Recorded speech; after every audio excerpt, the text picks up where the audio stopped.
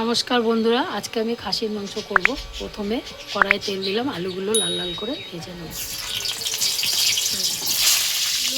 ভাজা হয়ে গেছে, আলুগুলো নুন হলুদ দিয়ে একটু ভেজে নিলাম। এবার তুলে নেব।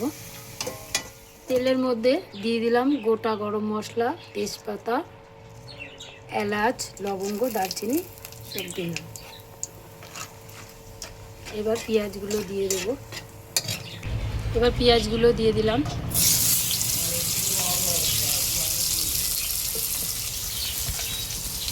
পেঁয়াজগুলো একটু লাল লাল করে ভেজে নেব।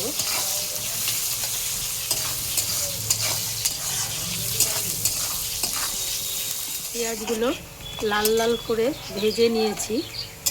এবার মাংসটা দিয়ে দেব। অন্যদিন অন্যভাবে করি, আজকে একটু শর্টকাটে করলাম, তাড়াতাড়ি করে করলাম। মাংসগুলো দিয়ে একটু ভেজে নিয়েছি। এবার একে একে সব মশলা দিয়ে দেবো। আদা, রসুন, পেঁয়াজ, কাঁচা লঙ্কা, টমেটো পেস্ট করেছি, এবার দিয়ে দেবো। মশলার জলটা দিয়ে দিলাম। এবার দেবো চামচ নুন দিলাম, আর একটু সামান্য দিলাম, পরে দেখে আবার স্বাদ বুঝে দেবো। 2 চামচ জিরের গুঁড়ো দিলাম, 2 চামচ আর হাফ চামচ দিলাম,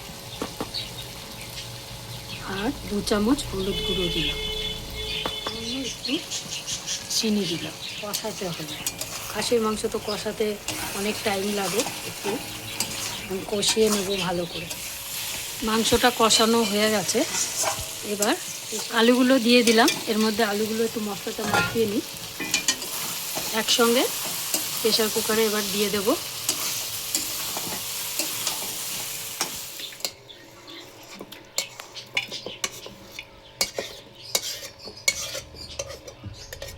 কড়া ধুয়ে আলুগুলো জলটা দিয়ে দিলাম। আর একটু জল মেশাতে হবে, কারণ এগুলো সেদ্ধ হবে।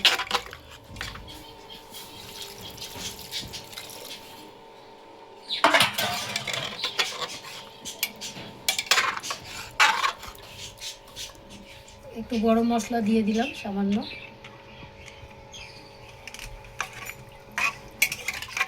এবার প্রেসার কুকারটা ঢেকে দিলাম, দিয়ে 10টা সিটি মারবো।